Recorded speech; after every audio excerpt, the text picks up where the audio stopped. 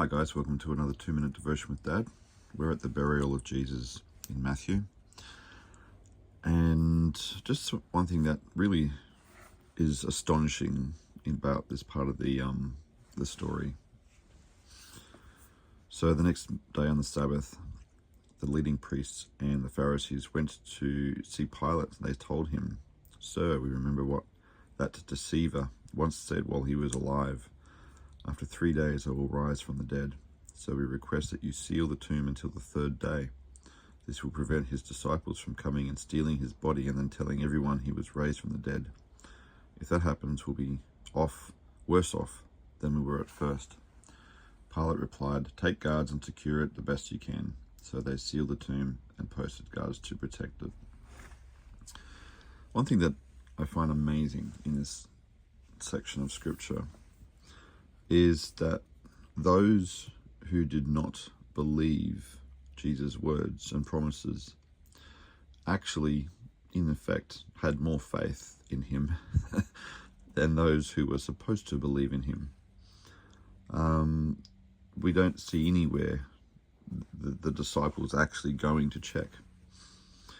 In fact, I haven't even gotten that far yet, but in this, I'm not sure if it's this one or the next one, in the Gospels it actually says the women went to try to find out how they were going to get the stone rolled away, and these guys here were supposed to be, they were the ones who destroyed him and killed him and tried to shut down everything he said, and now they are the ones actually acting upon what he said, so that what he said wouldn't come true, essentially. But they had more faith in what he said than the disciples themselves. And I just find that amazing.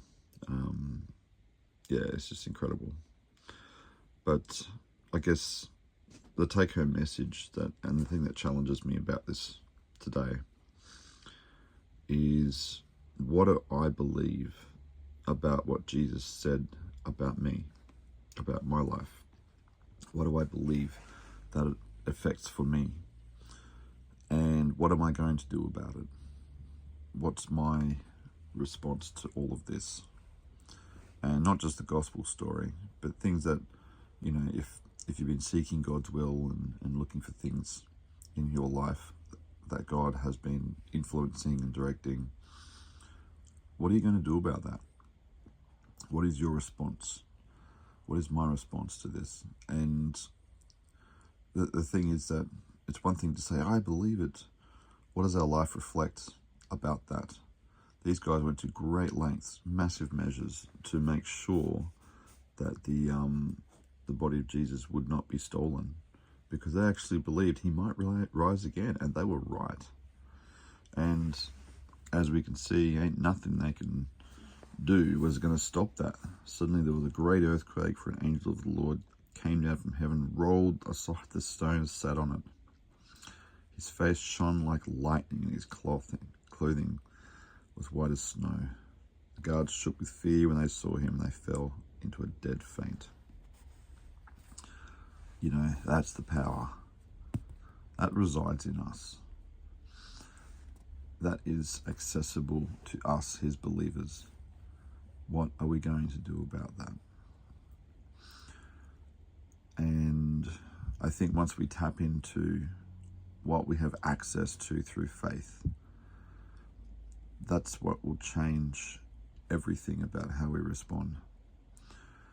And I guess our response, or our level of response to these words, actually indicates where we are in our faith.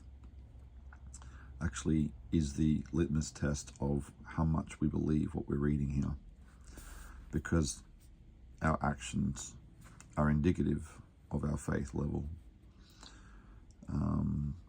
We could use countless examples throughout history, or even in science, chemistry, things that we do that defy life sometimes, but because of the way laws are set up in science that we've discovered and made, got inventions and got things that we use every day.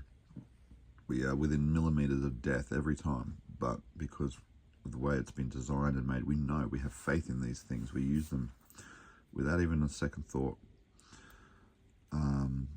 because of that we trust them.